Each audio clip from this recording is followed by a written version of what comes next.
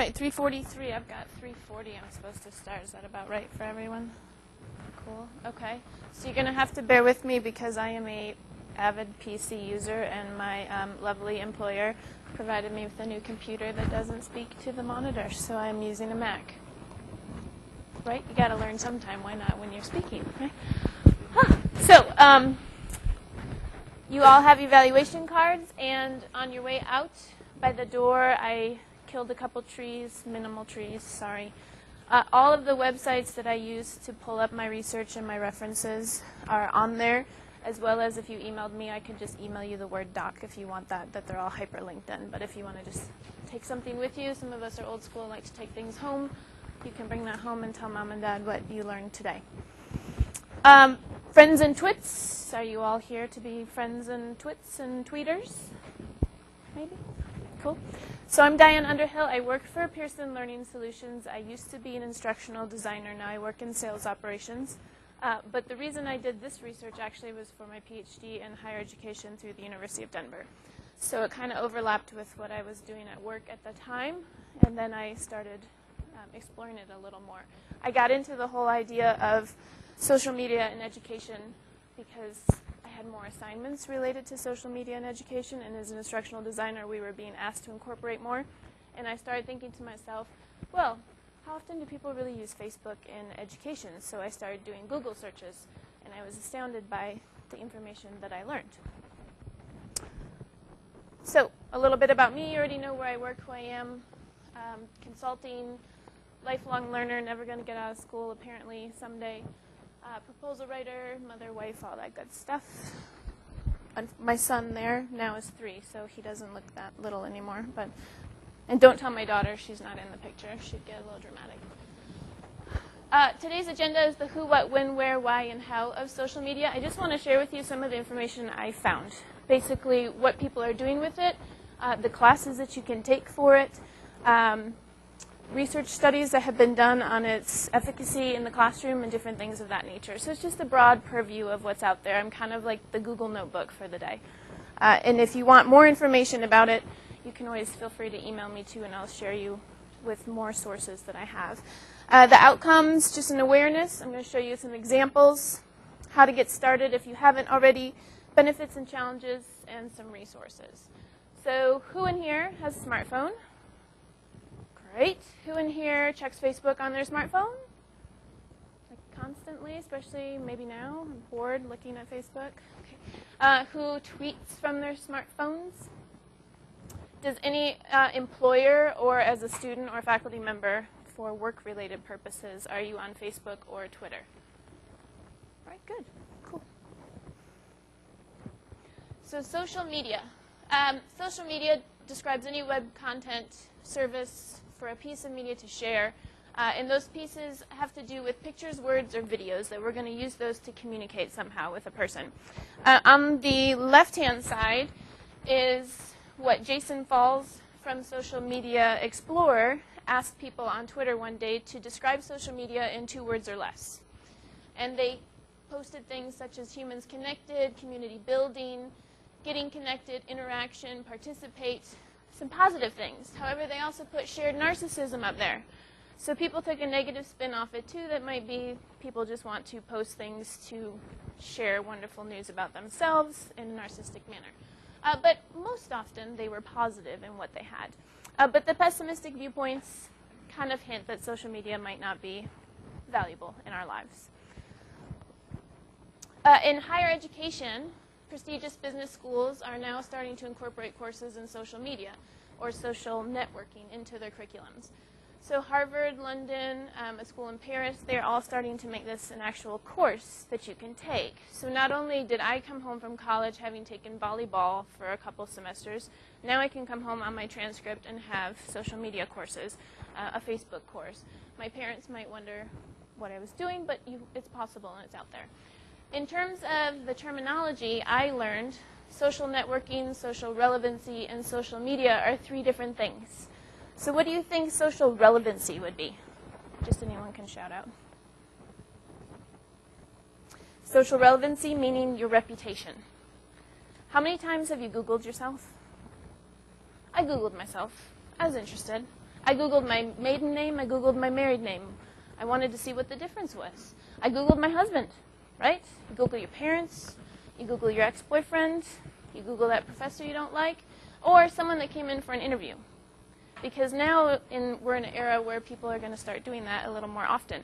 So your social relevancy is something that folks that are getting an education in social media can help build for your company. Because when we Google sales operations for Pearson now, we want to see good stuff being posted, not that we're narcissistic comments, right? The New York Times had an article about MBA programs starting incorporating it all into the curriculums. They're using YouTube, they're using Twitter. And most people start to say that Facebook and Twitter are a little less valuable compared to LinkedIn and YouTube and things like that in the classroom. So Pearson actually put out a cool white paper, and the title is always so long, Teaching, Learning, and Sharing, How Today's Higher Education Faculty Use Social Media. They put this out last April, and they did a study to higher education faculty, and they did it with a web survey. They had over 3,400 participants. So 90% of the faculty were aware of social media. But there's a big difference between aware and know and use. So do you think that a lot of them are going to use or are using social media? Now, it kind of depends on who the faculty are. If you're an online instructor, you're probably more likely to use social media because you're already online and you're a little more tech savvy. If they looked at particularly in age, because they were assuming age had a variance in there. Age had a variance in terms of frequency, but not general use. So those of us that are younger apparently use social media a lot more or require it a lot more in a classroom. The other bit was that 11% of the faculty that participated in this survey were daily avid Facebook users, which kind of threw me off for a loop because I thought to myself, 11% seemed kind of high. I was expecting even lower to be a daily use. So for me, when I go to work, I actually log into Facebook. Why? Because we have our own page for sales operations, and we update our status and product information. Does anyone have a page for a class or as an instructor? See, these are rare commodities because I don't remember ever getting a syllabus saying, and here's my Facebook page, please friend me, and here's all the information you can get. But it's possible. So as a curriculum, these are all schools and their descriptions of courses that teach you about social media. So Michigan State is one of the big ones up there. They offer interactive and social media concentration through their communications department. Sample courses, social media for education, research and industry, social computing. They also have an interactive and social media research lab available. You can get a degree in social media. You can get a certificate. I think I have University of San Francisco's up there with a media management certificate. Antonelli College, Southern New Hampshire University has the MBA program objective with a social media degree. So it's actually a class and it's actually a degree now. So what's the benefit? Why are we doing it? What degree or what profession are we going into with social media degrees? Marketing. Marketing and communication. However, if you're at a school or a larger university, you probably have a marketing group or some sense of that. In the field that I'm in publishing, we have obviously a large marketing group so that we have people come out to market our platform, market our textbooks, all that information. And we're hiring younger and younger folks that are coming out with more awareness on how to use the web tools to speak to that. So the degree is valuable, and they can go out there and get it. And the U.S. labor statistics predicted 65,000 jobs through 2018 in social media-related marketing. So it's growing. The next great thing is that you can use social media partnered with your curriculum already. This is a Rollins College, and Rollins is in Winter Park, Florida. Introduction to Mandarin Chinese through social media. They're actually teaching Mandarin Chinese through Facebook. Do you think that's going to be successful? Yes or no? There's pros and cons. So it's an experiment to see how it goes. It's for beginners. They said using media technology to facilitate Chinese language. I think of it successfully in terms of the facilitation and the collaboration. Because where else can you better post comments? You can practice speaking to each other. You can practice the conversation in a Facebook environment. When I was in college, we had to take Spanish conversation. So outside of going to Spanish, I was forced to physically go somewhere and try to interact with someone in the Spanish language. Online, we're not really available to do that so much more, and Facebook offers a great way to do that. So it was a successful experiment. Apparently, they're going to do it again with another language, again aimed at beginners needing the conversational practice to post comments, share articles, and assignments, and that kind of stuff. But this is one of the only few schools that I came across that actually is using it to teach a curriculum as their platform. So I'm sure that they have like Blackboard or D2L or something else as well, but this is kind of the foundation platform that they're teaching. So if you think about your curriculum or what you're doing, could you possibly weave Facebook in for that to deliver it? You kind of think, well, we'd have to filter out all the other stuff because all the ads would pop up and all their friends would be on there. So would they be easily distracted would be my concern, because all of a sudden so-and-so came online and I want to talk to her instead of speaking Mandarin Chinese. But they're doing it. In terms of that Pearson study, it also said that 40% of those faculty they surveyed assigned reading in social media as part of the class assignments. Also, 20% required that they comment or post on something related to social media. So more and more faculty are actually asking you to go out and search on these sites to post or comment on them and making that part of your grade. Some are using it more likely in terms of engagement. They're swapping out engagement scores in the classroom and using it this way. How many comments or posts do you have here instead of discussion threads online?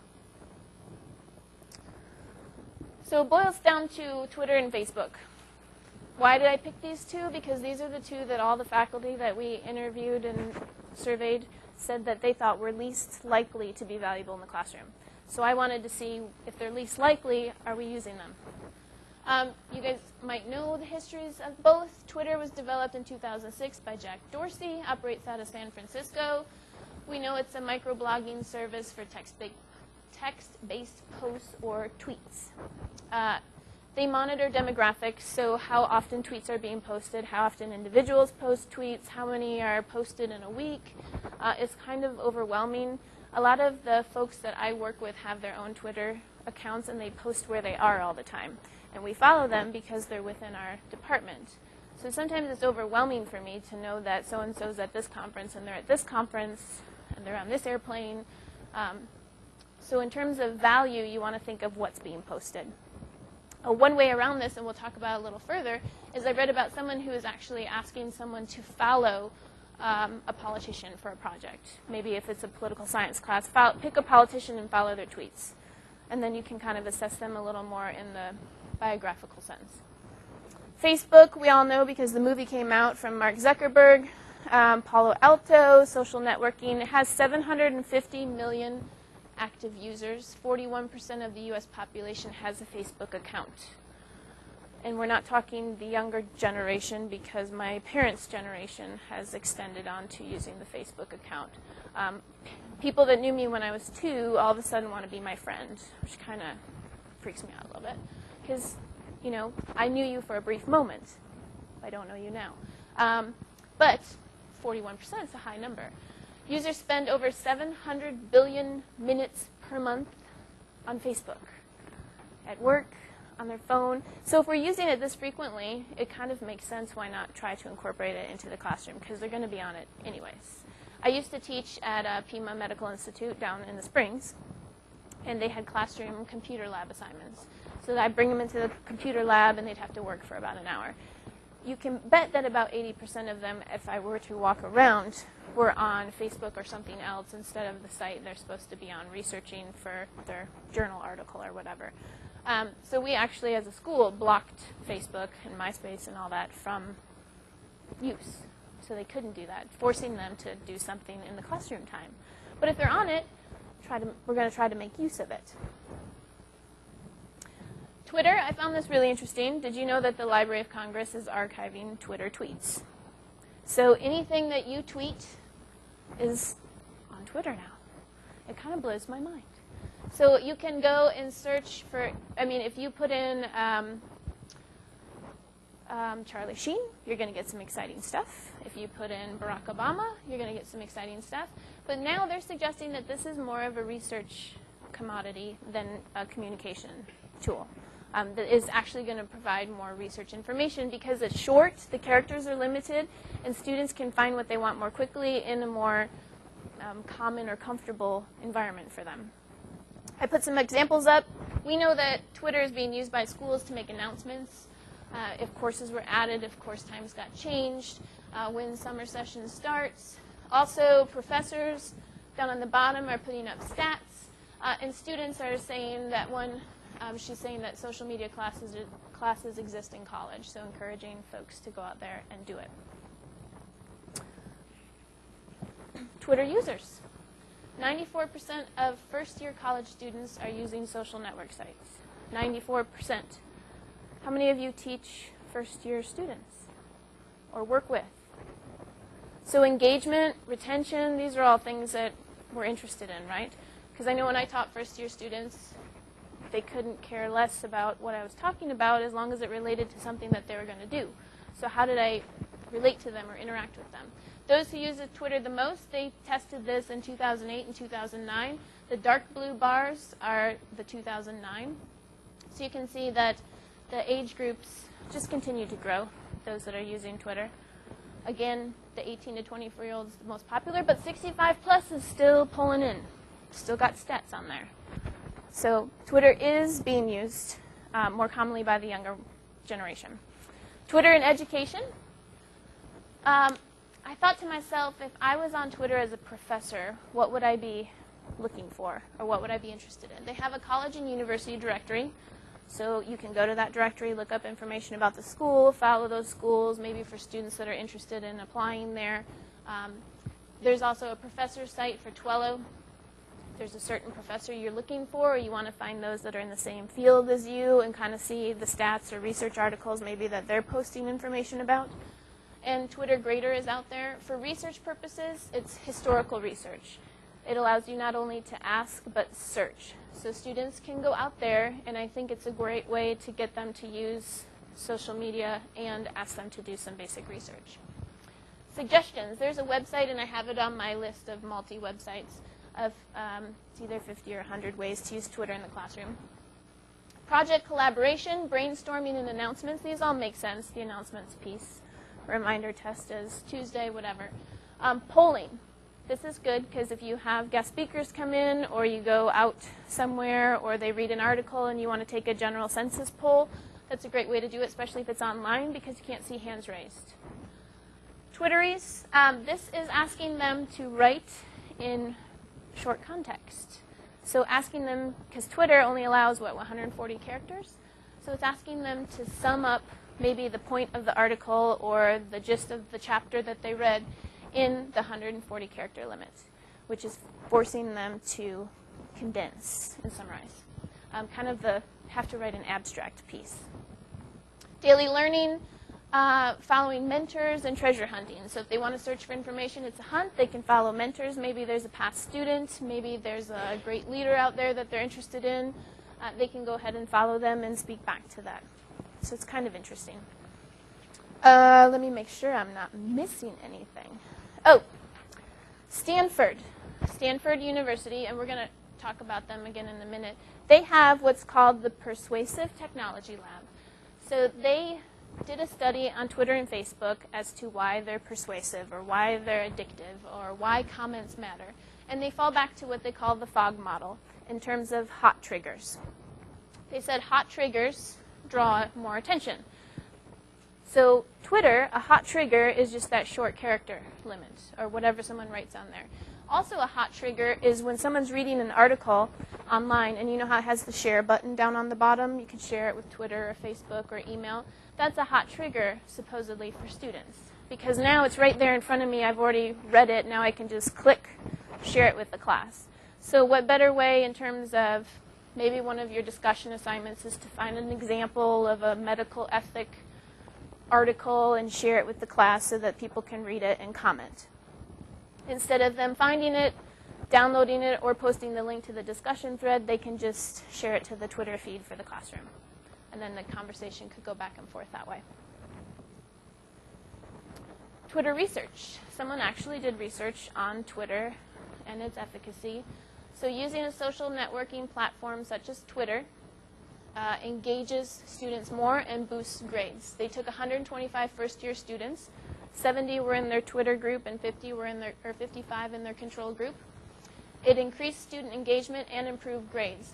So the light blue on the left is the experimental group, and you can see where their scores were in terms of engagement and grades. Obviously, they're probably going to be more engaged using Twitter and Facebook, but also maybe more distracted. So how many of us have like required posts for discussion threads that they have to do? I know as an instructor online that used to drive me insane to try to keep track of, well, they just said good thought. Okay, good thought. Do I give them credit for good thought, or do I want a little bit more than good thought? Or I agree. Great. Sometimes it feels like forced conversation in the discussion threads where you have to throw back another comment and things. The researchers here believed that because of the environment, the actual display, the look and feel of Twitter, they felt like they weren't really doing homework, so they more commonly were likely to engage. Engagement actually increased, too, as the semester progressed, which is kind of, maybe they have more to talk about, who knows. All right, Facebook. Facebook, as you might know, started with just Harvard students. Then it expanded out to the Ivy League students. Then they opened it up to higher education, and then finally it opened up to everyone in the public. It has components: the status update, profiles, groups, fan pages, network, and applications. On the top is Jack Dorsey, the founder of Twitter, a Facebook page. And down below is a fan page or group page. So in the classroom, you could potentially create your own page for your class. If you're going to be an instructor using Facebook, then the research is suggesting creating a separate account for that purpose, or blocking all content, which is kind of time-consuming that students see, because you sure don't want them to see pictures of you on your family vacation. Or I don't want them to see when my friends like to tag me in photos. It's not necessary that my students see me in my Halloween costumes. Not necessary. But you could potentially do that because it's going to draw their eye to the actual direct link to an article or a statistic that you want them to view and comments that are underneath. Of course, maybe they're more prone to just to say like instead of actually comment, but at least it's all there in one familiar page. All right.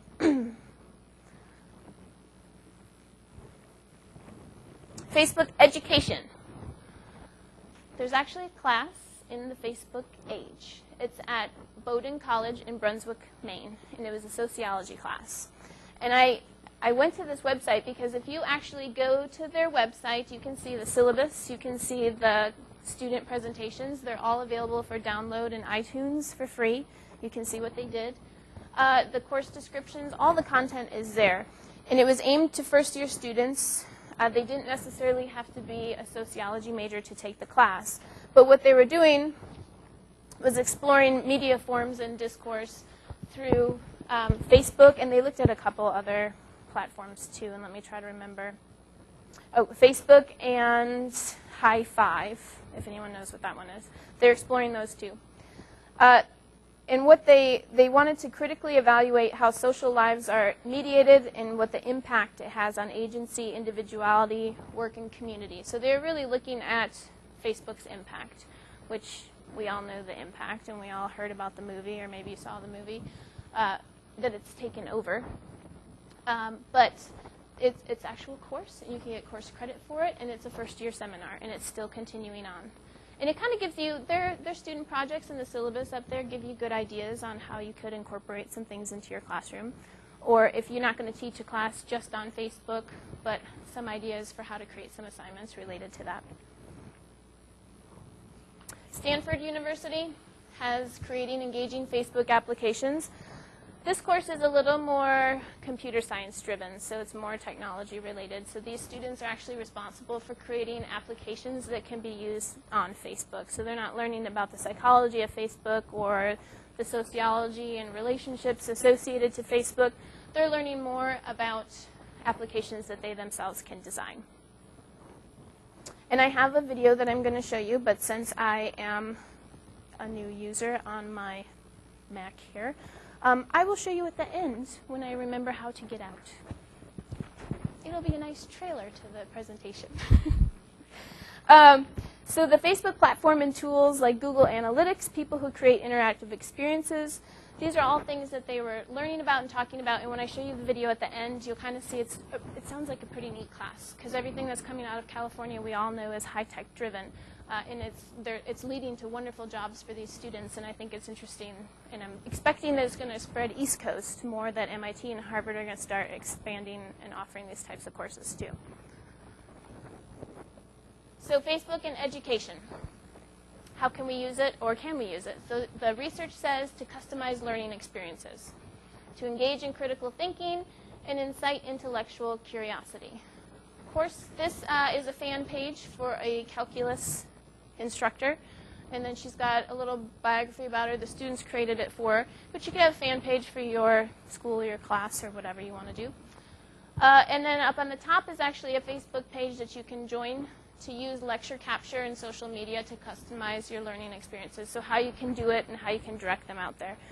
Again, the research highly suggests separating your individual personal Facebook from your classroom Facebook as an instructor. You can do listen groups, social contact, a forum, engagement, and a poll. I personally have used Facebook for my dissertation. I did a second focus group that everybody was across the country, so I didn't want to have to travel a second time around to meet face-to-face. I just wanted to confirm the information that I had. So I had all this data and all this proposed models that we were going to talk about school safety, and I put it all up on a Facebook page, and I invited them all to join. And they all went on, and they just commented and posted on that page. They reviewed the data, and they interacted with each other. All they could see was each other's profiles, and they knew each other because they had participated in a live focus group, so they weren't, hiding their faces or their identity or anything. But they could interact with each other just related to that content. So that's one thing you could do, is create a page related to a project where they could go and interact with each other if they're already on there. And then they can see the status updates in the news feed. That would be the other piece, is that for the week that all that was open, in their news feed, if I changed anything or anyone posted a comment about the data, then they would see that, and then they would be drawn back to the page to comment. So the page was pretty successful, and actually a lot of interaction, more so than when I had just a small blog spot for them to post back and forth. And I'm thinking maybe because they're more prone to already being logged into Facebook. Okay, so let me show you this video that I have for you. Maybe, potentially.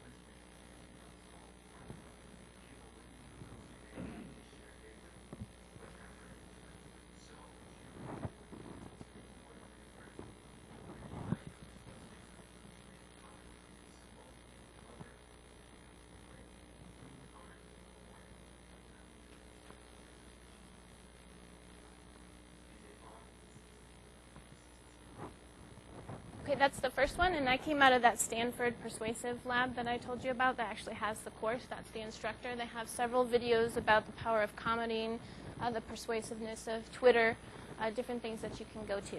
I have a second one for you that I don't think the link was clear for, so I'm just going to be old school and hand type it in for 1 second for you so you can see it. In the meantime, while I'm doing this, does anyone have any questions right offhand that they want to bring up or raise?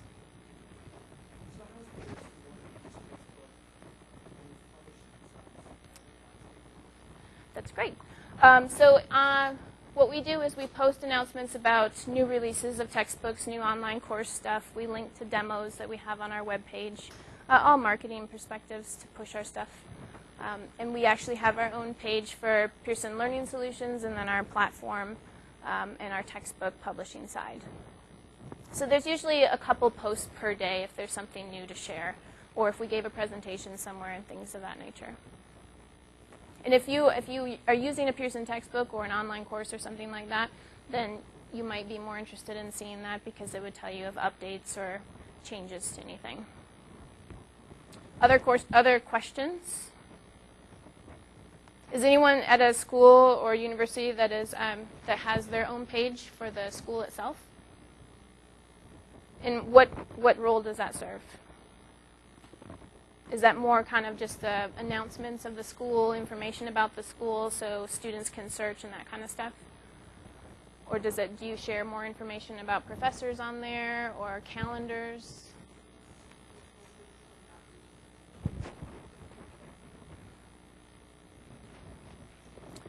Other questions?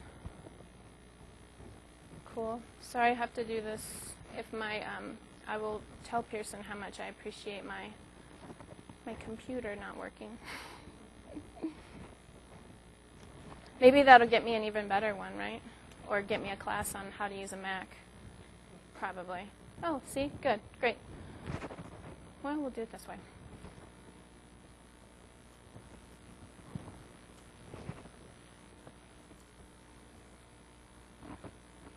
Anyone considering or already using Facebook or Twitter in their class? Considering? Considering it how? For assignments, communication? Are you going to have a page for the class itself?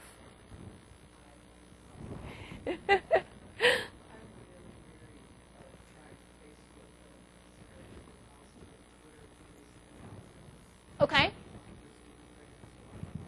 And are you 100% online teaching?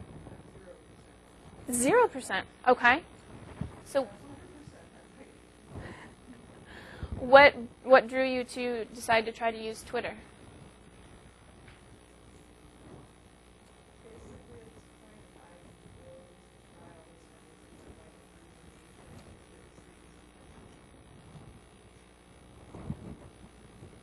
Good. How big are your classes?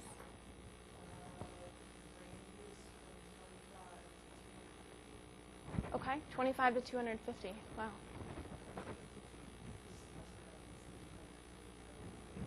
And more frequently announcements just about tests and upcoming assignments?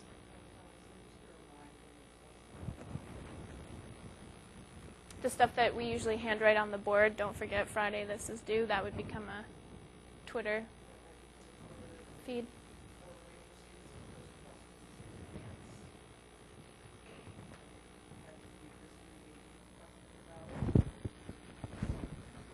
Cool. And what course are you teaching?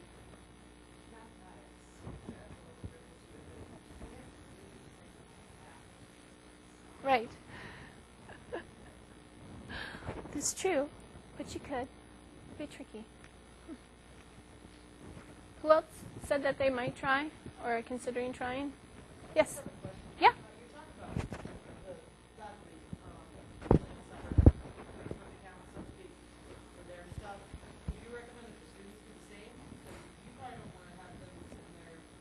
Mm-hmm. Their stuff that they're doing, over the whole rest of the world, but will they check that second?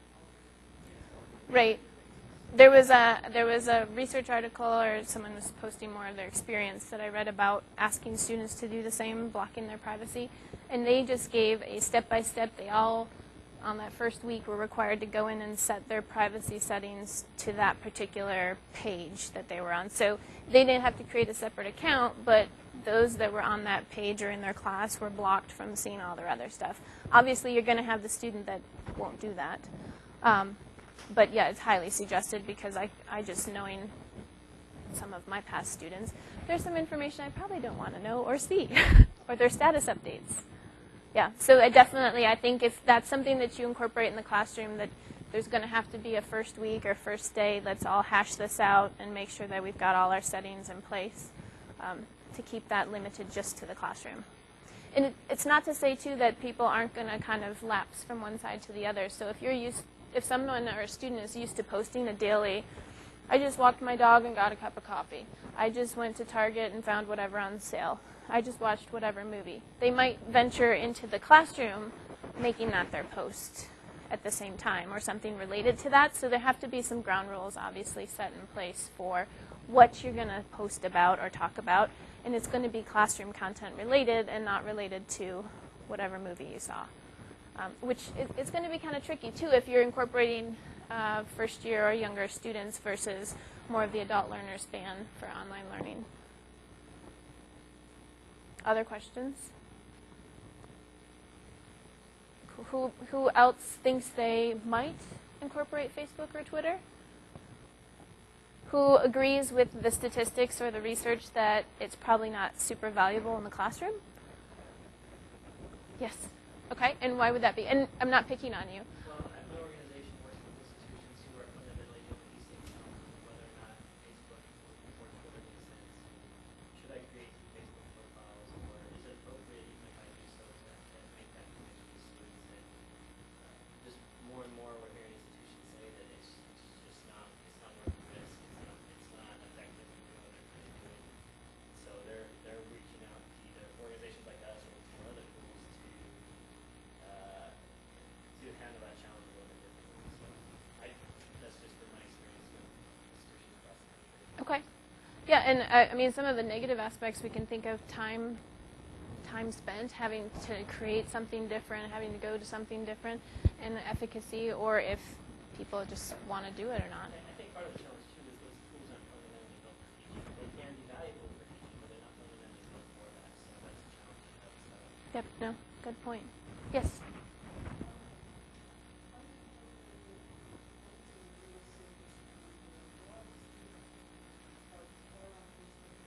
Okay.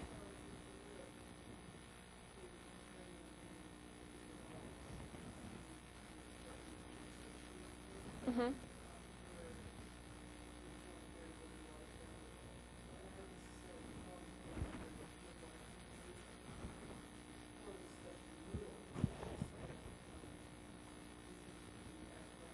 Right.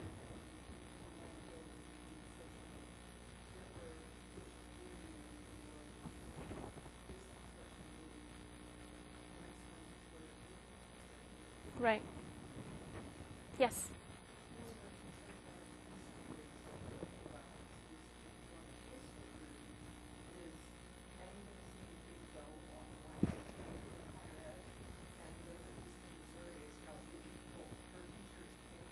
That's right, yeah.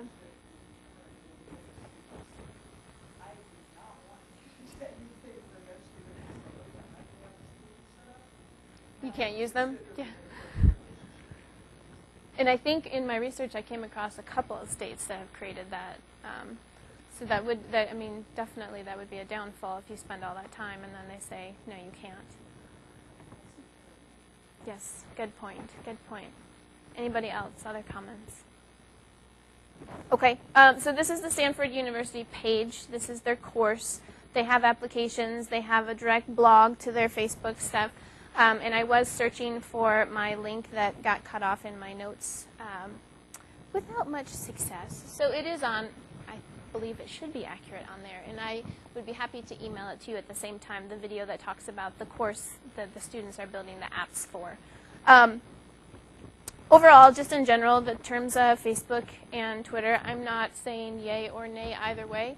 I just did a overview, a broad purview research of what's out there, what's being done. I did find it more fascinating that there actually are classes being taught on it. Outside of, I would expect the technology-related classes, but on just the general psychology and sociology of it, I found it really interesting. So now I'm kind of interested in exploring more universities and what their communication departments are offering. Would anyone in here ever consider taking a class on it? Could be potentially valuable. Were you aware that there were classes on it? I'm probably the only one in the dark age. Well, cool. Well, thank you guys so much. Hopefully that gave you some good information. I'm supposed to leave you extra time for your evaluation sheets. And don't forget to take a paper that has all the web links on there. Please email me too. My email is on the blog sheet if you want to for more information. Thank you.